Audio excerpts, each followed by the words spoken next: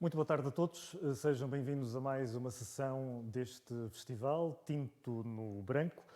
Vamos fazer aqui uma ponte entre Viseu, onde eu e o Carlos Lucas, um dos meus convidados, nos encontramos, e outra ponte com Londres, no Reino Unido, onde está a nossa convidada e uma das oradoras principais desta programação do Tinto no Branco. Esta será, aliás, uma sessão em inglês, mas eu acho que fica de bom tom, uma vez que estamos em Portugal, falarmos, pelo menos durante breves instantes, em português, e sugeria precisamente começarmos esta apresentação, a apresentação dos convidados, precisamente em português.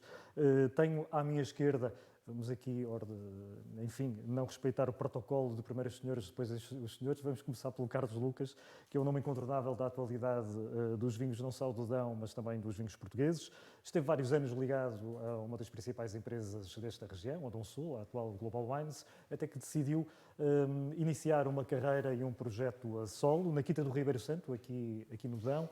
Está também, na atualidade, com a sua Magnum Wines, na Quinta das Irédias, no Douro, também a elaborar vinhos noutras partes do nosso país, como é o caso do Alentejo, como é o caso da região demarcada dos vinhos verdes.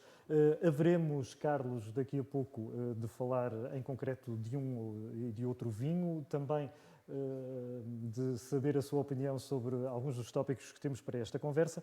Uma conversa que tem como principal interveniente Jancis Robinson, Master of Wine, conselheira de vinhos da Rainha Isabel II, autora de livros que são autênticas bíblias desta área. Lembro-me do Oxford Companion to Wine, do World Atlas of Wine, por exemplo. Ela é cronista do Financial Times. Durante vários anos escreveu para dezenas de publicações um pouco por todo o mundo. No caso português, escreveu durante vários anos para a revista Wine, numa primeira fase, mais recentemente também para a revista de Vinhos. Aliás, a revista de Vinhos teve a oportunidade de homenagear na cidade do Porto, ainda este ano, no início do ano, pré-confinamento. Foi uma das homenageadas pela brilhante carreira que tem trilhado ao longo destes anos. Atualmente, a Jancis, ela explicar-nos-á isso muito em breve, está sobretudo focada nas suas crónicas semanais no Financial Times e também no seu portal, o jancisrobinson.com, e também, obviamente, nos livros que vai atualizando. Jancis, thank you so much for joining us. Carlos, thank you so much for being here. First of all, let's start for a glass of wine, for a good talk. A good wine is always a blessing. What wine is this, Carlos? This is ET. It's very fun because it's a wine with the name of this show. This show is red and white, but this wine comes with white grapes and red grapes. E from Encruzado, T from Touriga.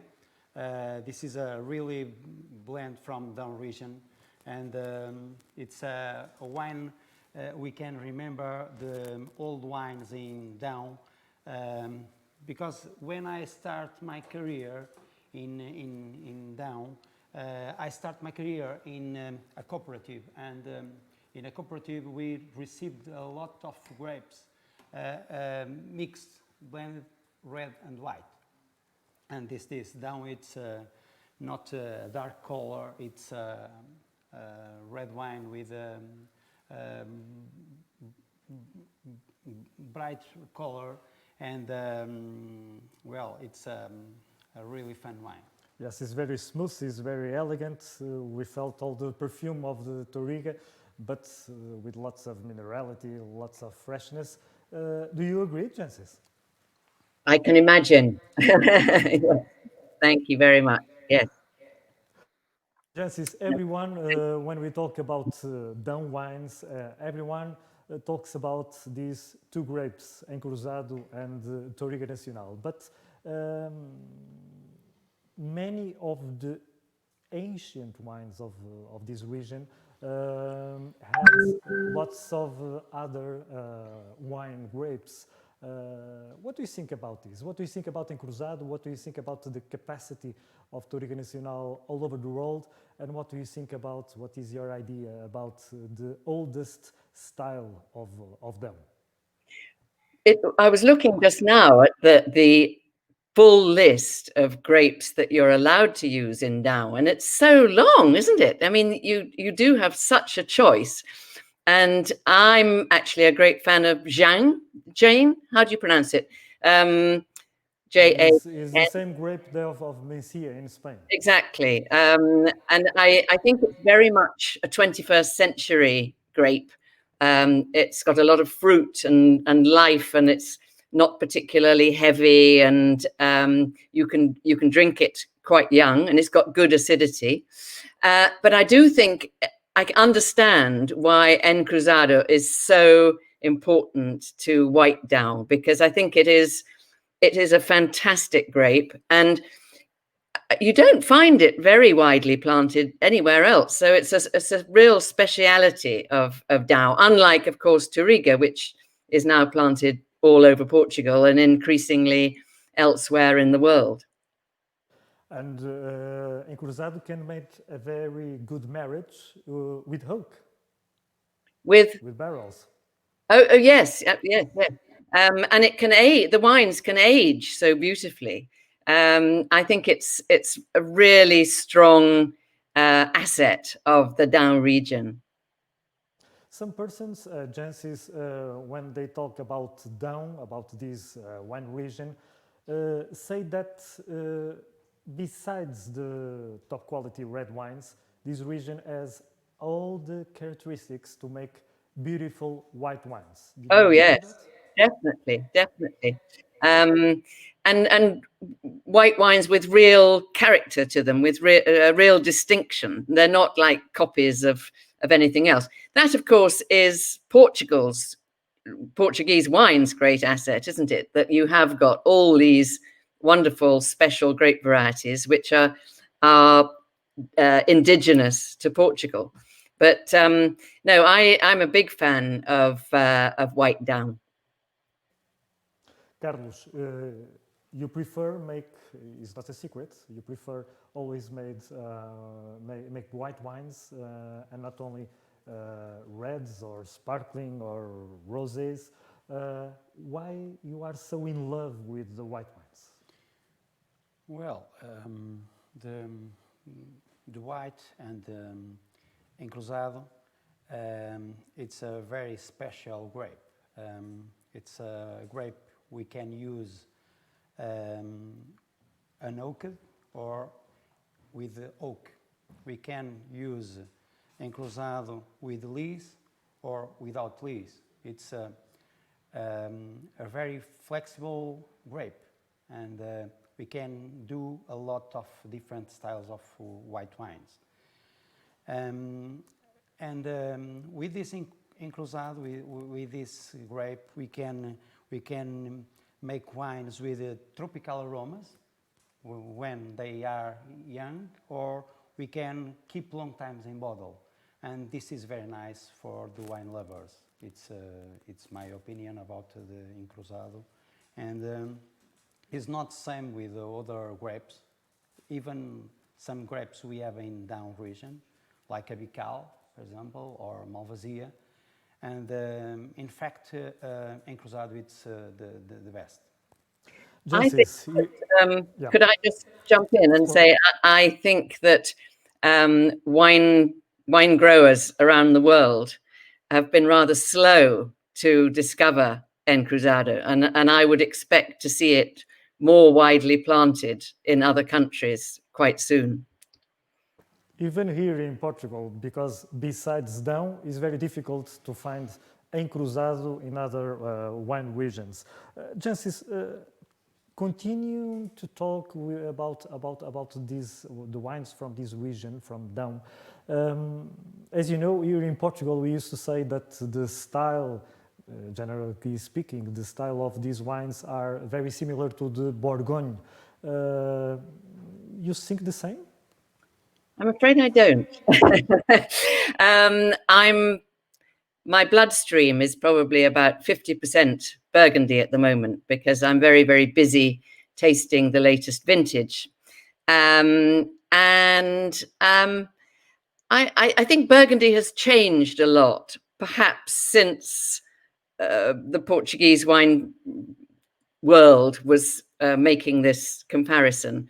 Burgundy generally now is much lighter and fresher, quite transparent.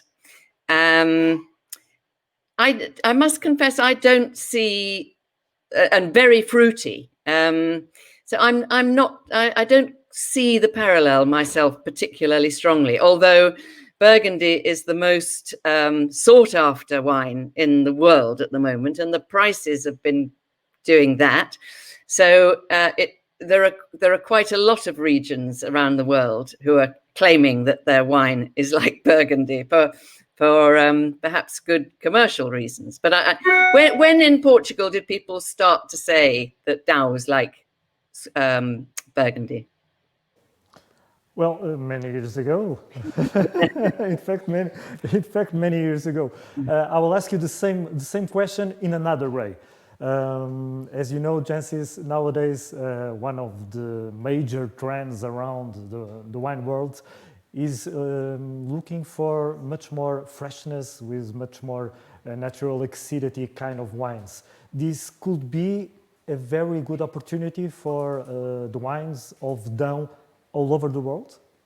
Yes, very much so. Yes, depending on, of course, how your winemakers are making the wines, but if they can make them increasingly fresh, and I think, Carlos, you said you included some of the stems in ET, which is a very big trend at the moment because it tends to make the wine taste a bit fresher, then yes, I don't see why not at all.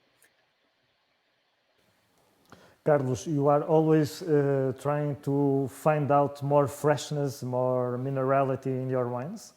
Yes, and Down is the region to do this. When we have grapes from vineyards for make the vinification, the normal pH, the total acidity of the grapes are near 5.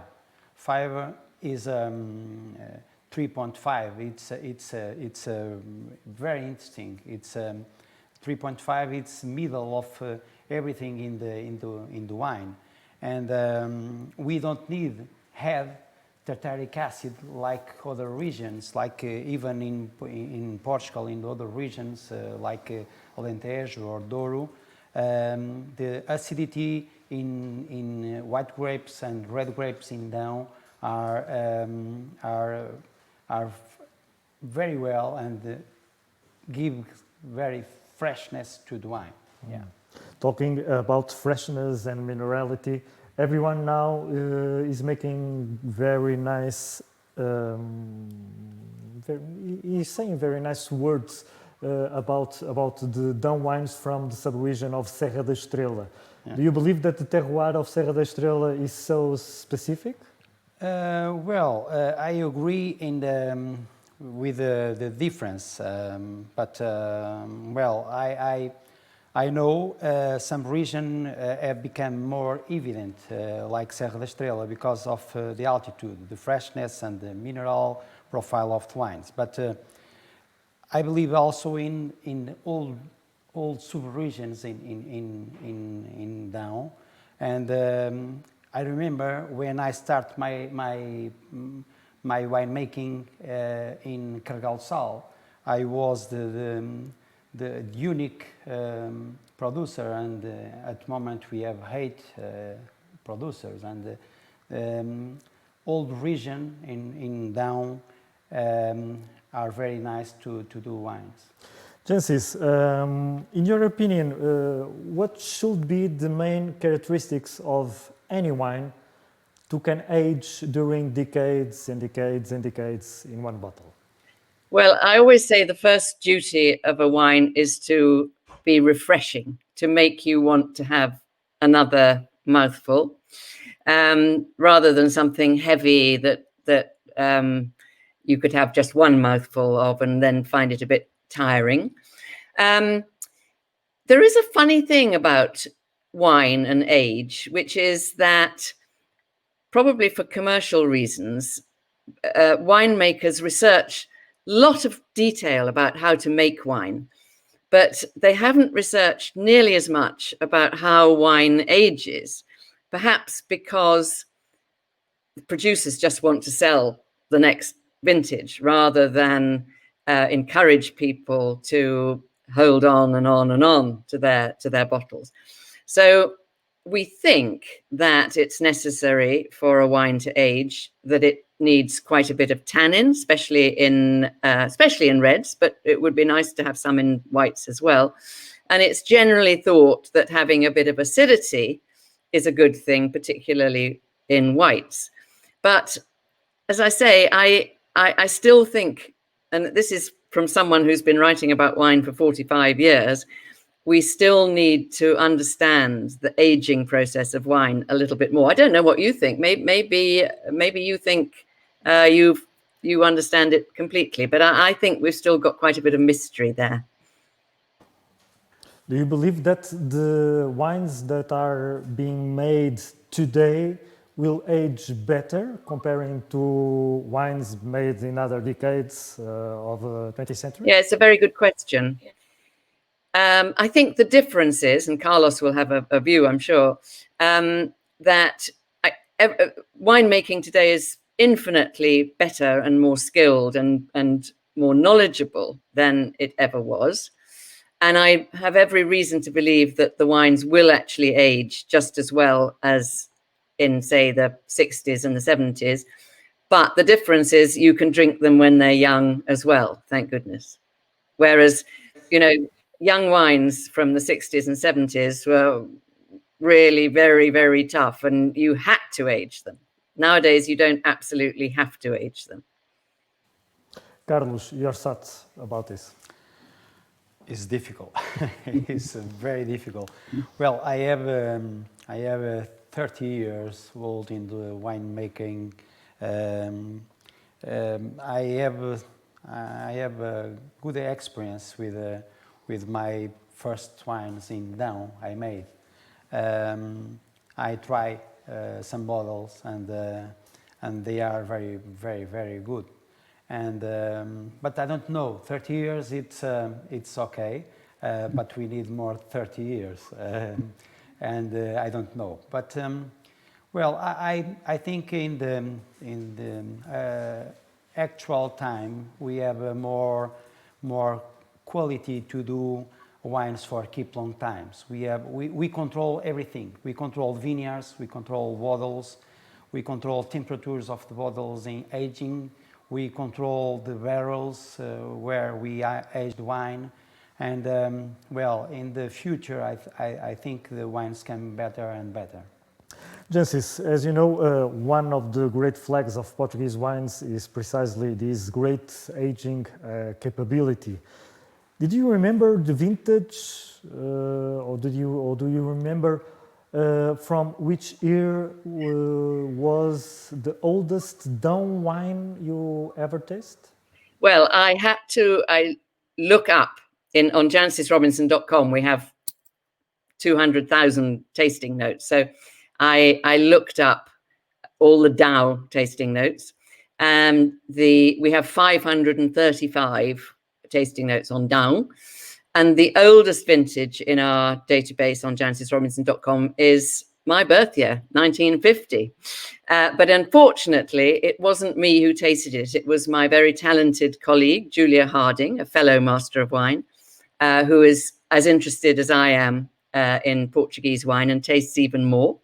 And the oldest down that I've tasted, that's in the database anyway, was a baby, 1984.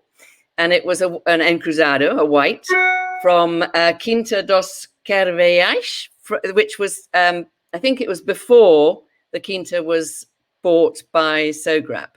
And I was very impressed by it. I gave it a high score. Well, we don't have this afternoon this wine, but Carlos made a surprise with a very old wine of Down, 1963. Tell us the story of that wine. It's Carlos. not mine. It's not mine. Oh, I recognize that label. But I have a lot of bottles of this wine in my cellar, and I bring today for me and João a bottle, and we can share with the Jancis. Of course. Maybe. Is 63 is a mythic year when we talk about wine in Portugal. We always remember the port wine of Noval, the vintage 63. Is the first time I will drink Porta dos Cavaleiros from 63. This is not the correct glass, but we can. This is the correct glass. My glass. Yes. Beautiful wine. Dark color. We can feel some mushrooms in the nose, but not too much. It's like a walk Yes. Dark in fruit, the wood, yeah. dark fruity. Blackberries. This is torture, you know. Sorry. The mouth, it's amazing. It's an incredible wine. Next time you can taste this in Down when you visit us. Okay. Jancis, should the Portuguese wine producers promote much better these kind of wines and this kind of message that our wines age better, age quite well, and even better comparing to the other wines all over the world? Yes, probably. That would be a good message to get across, and a very simple one as well. And people who care about wine tend to equate ageability with quality. So it would be a good message that would promote Portuguese wine in general. Yeah. During the last decade and a half, perhaps 2 decades, many Portuguese wine producers talk about the very good relationship between price and quality when they talk and when they are trying to promote Portuguese wines in other markets. Do you think that this is the most correct message to pass in that? I'm always very sad when I see many Portuguese wines selling for very low prices, because it's almost as though it's certainly in the UK, it's almost as though sending the message to the professional buyers that Portuguese wine should be cheap, which is not the case. And I think the more fine Portuguese wines we see over here, the better it will be for the reputation of Portuguese wine in general. Carlos, why the Portuguese producers sometimes still made this? I believe it's a mistake. Well, I think we need to increase the price of our wines, but it's not easier, because when the market like London have the capacity to buy some wines from the New World, Argentina, Chile, and they can choose, and the price is it's important. But we have other examples, good examples, like in London, good customers, and they ask for top wines. And Wine Society, for example, they have a lot of good wines from Portugal. It's a very exclusive club, but they ask for wines with good price, but also top wines and expensive wines. And it's not only cheap wines. We have in London and in France, and also in France, in Fouchon shop, good Portuguese wines and expensive wines.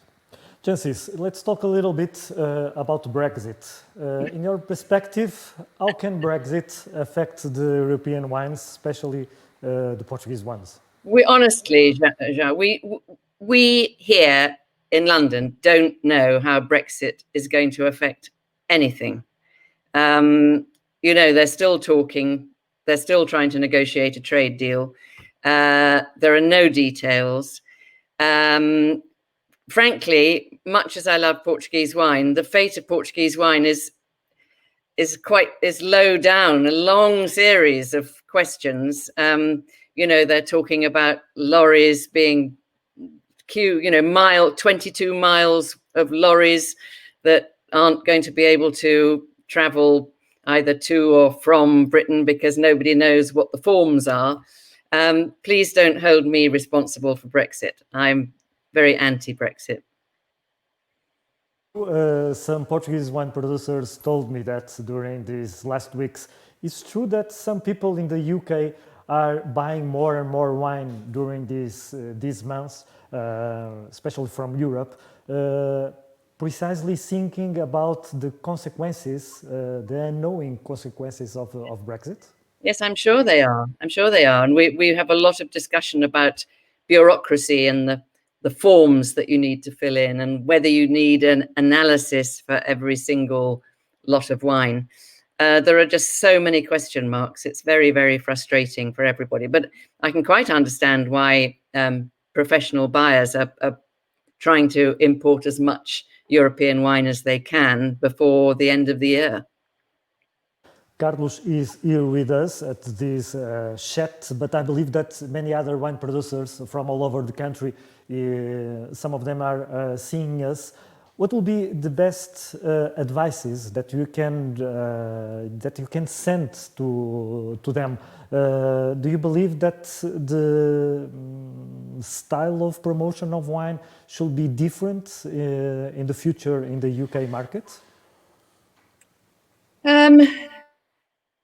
It's difficult. I mean, because we at the team at jancisrobinson.com are very keen on Portuguese wine, and we have a series of tastings for the people who visit, and we were just about to organize our first Portuguese wine tasting when the pandemic came along. But it's tasting that is the big key. It's putting it in people's glasses and making them realize what a fantastic array of different flavors and grapes and styles Portugal can achieve. So yes, I think as many tastings as possible. And of course, given that we are unfortunately going to leave the EU, there will be those promotional funds available for promoting EU wines in non-EU countries, which up to now have tended to be spent in Asia or America. But from January the 1st, in theory, you could spend them in the UK. So please do. What do you think what is the idea that the regular wine consumer of UK has about the Portuguese wines? I think wine Perception of our quality, or they just know some types of port wine? I think there is a slight problem that there is this distinction between port wine and table wine, which the average consumer doesn't actually make. They just think this is all wine from Portugal, and some of it happens to be strong and sweet, and some of it is table wine. There would be an argument for, particularly now that so many port producers make table wine as well, there would be an argument for promoting them more together rather than as two separate things. I do understand that bureaucratically and organizationally they're two distinct bodies. As for what the British wine drinker thinks about Portuguese wine, I think the wine professionals and the really keen wine students are increasingly aware of the diversity that's available in Portugal, and that Portugal is very distinctive. It doesn't really make copies of Cabernet and Chardonnay and the sort of things that everywhere else in the world could make. But I think the average wine drinker isn't very knowledgeable at all. Even, say, Douro is a new name to most of them. So there's a lot of education to be done. Can you be able to suggest us some of the events or kind of sessions we should make as Portuguese people in the British market?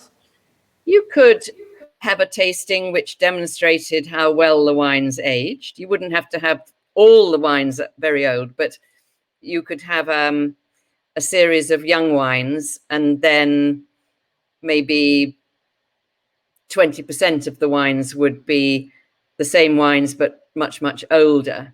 And the whole reputation of Portuguese wine would increase if you could demonstrate how well the wine's aged, I think. I think it's still probably at the level where the promotion ought to be generic. And then after a few years, you can start to promote individual regions. I'll tell you who's done quite a good job, the Douro boys, the small group of Douro producers of table wine there. They've had quite a few successful events in the UK. We have had some really nice tastings at the Portuguese Embassy in London, but not for a while.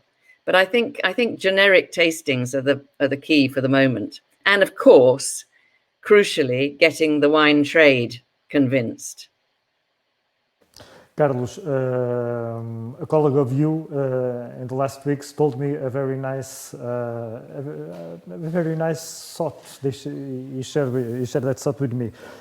He said that when the Portuguese producers goes abroad in the external markets, they have some kind of afraid to present their best wines. They prefer to present the cheapest ones. Why is that?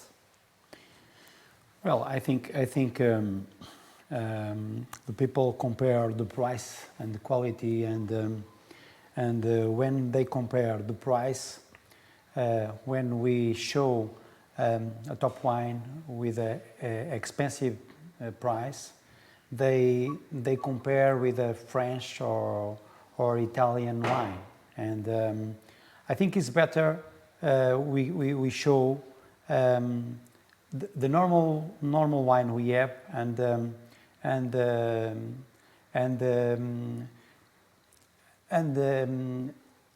make something good to the people, and the people remember.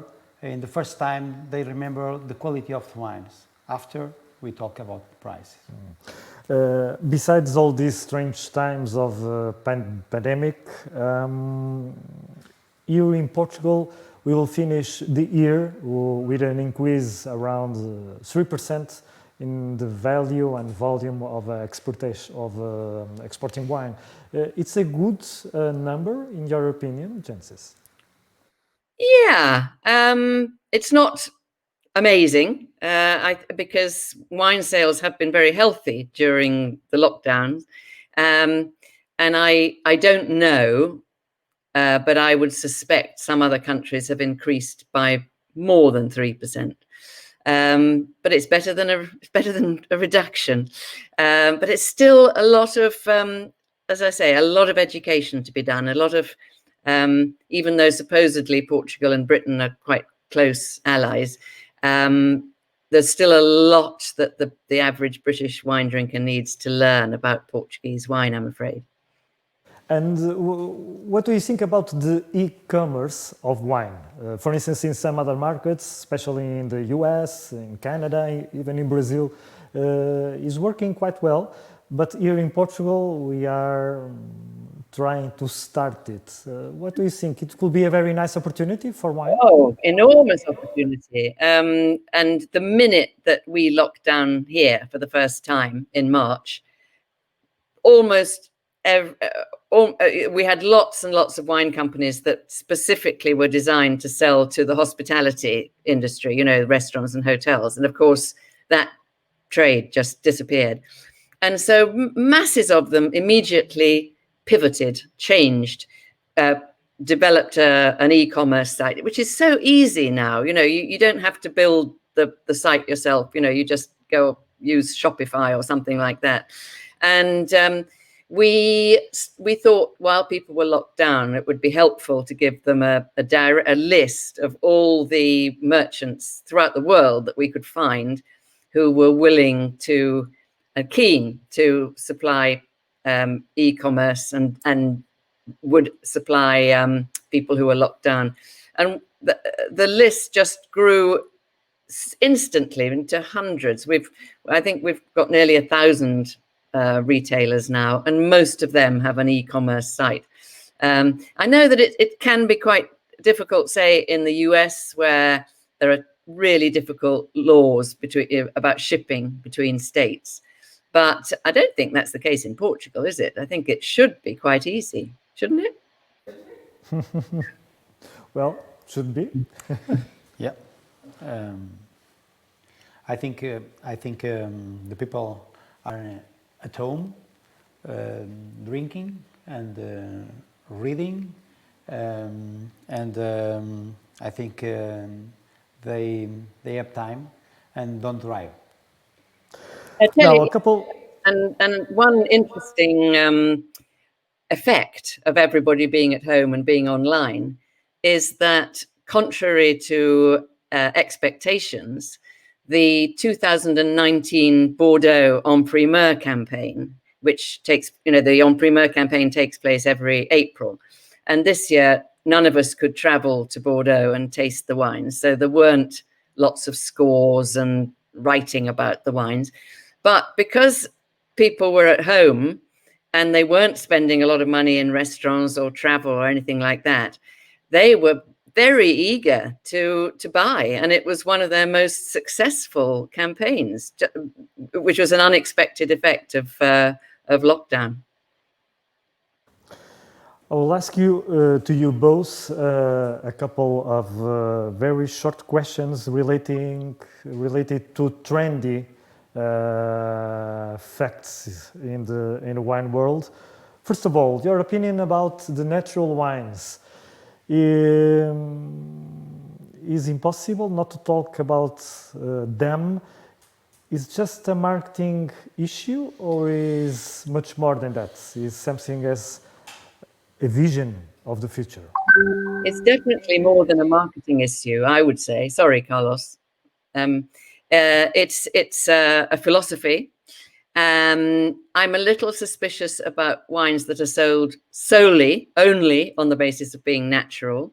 I think wine has to be good, and then if it's natural, that's fine too. It's a little unfortunate that the name suggests that all other wine is unnatural, which is not the case. And the bad thing from my point of view is that natural wine is polarizing. So people are either for it and are kind of like zealots and, they wouldn't dream of drinking any other wine, or you're against it and you say all natural wine is badly made and it's a waste of time. And for me, the truth lies somewhere in between. And I hope that in the long run, we won't use the term natural wine, that conventional winemaking will continue the current trend of becoming less and less dependent on additives, say, and treatments. And it's already happening that wine is much more natural than it ever was. And that the wines currently described as natural will get better and better. So they'll all meet in the middle eventually, and the term will disappear. But that's slightly idealistic, but is what I'd like to see. Carlos. Well, it's a difficult question to answer, but well, I believe in. I don't believe in natural wines. People know me, and the people know I don't believe in natural wine 100%. I believe in vineyards with a natural growing, but I don't believe in the end the natural wine. Okay, natural wine need a lot of things, a lot of control, and is not for keep long time in bottle. The wine need time for we enjoy, and natural time natural wine, it's a important thing to do, but not for keep long time. Jancis, and what about vines and of course climate changes? Many people in the wine business is saying that the new vines that are planted today will not last 30 years, 40 years. Well, that's not just, I think, because of climate change, but vine diseases as well. Vines are currently prone to quite a lot of disease, which may well make them shorten their lives. There's a lot of talk about changing varieties, that the varieties that are currently planted in famous wine regions were suitable when the climate was much cooler. And so, it may not be that long before Touriga is planted in Burgundy, for instance, because it's more heat resistant than Pinot Noir. I think I've never seen the wine world in as much flux as it is now. And I think that's going to continue, and we'll see all sorts of changes, people planting higher up, seeking out cooler sites and changing the varieties that they grow. And of course, the wine world has expanded. In some way, do you believe that vitis vinifera is suffering or will be suffering much more during the next decades? For instance, comparing to the vines of American stuff. I think the assets and the advantages of American vines generally are either to be resistant to certain pests and diseases, and they're rather good in some cases at putting up with very cold, very low temperatures. So you're seeing, for instance, in the Midwest, people are planting new crossings that are not vinifera, but they allow the vines to survive in very, very harsh, cold winters. I don't think there's a problem with vinifera as a species in terms of climate change. It's just a question of which varieties of vinifera you plant. Well, I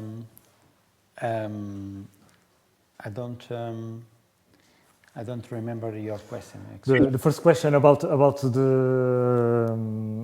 vines. Okay. Well, I have some vineyards with vitis vinifera, but I have experience with a vineyard with only rootstock, and it's a different style of wine.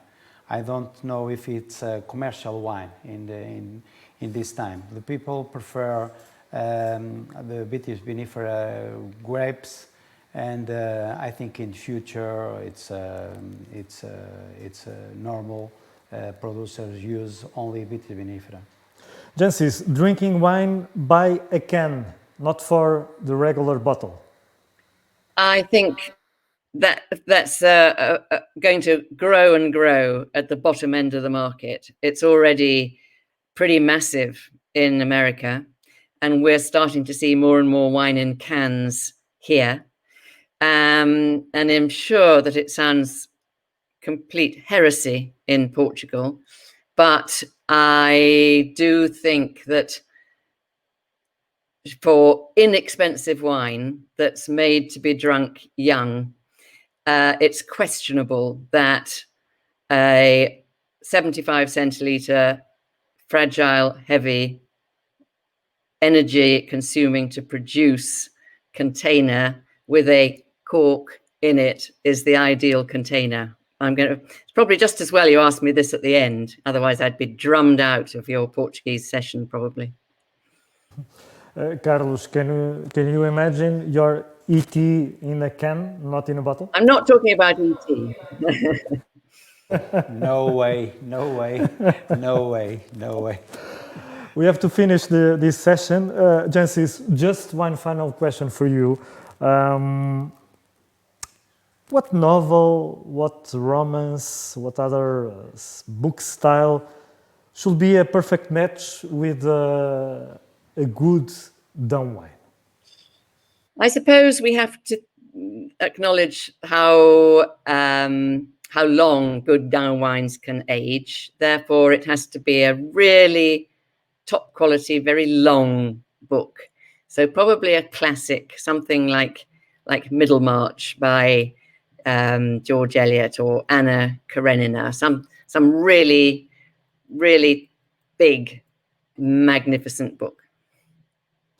Jancis Robinson, Carlos Lucas, thank you so much to both. It was a very nice chat in these strange times, but Tinto no Branco offers this opportunity. So let's make a cheers. Cheers. Cheers. Thank you, Jancis. Thank you. Thank you. Next time in down. Yes, with the 63. And please, if you are seeing us, don't forget the next session. We will start around 15 minutes far. It will be a very nice session that will be conducted by Pedro Santos Guerreiro.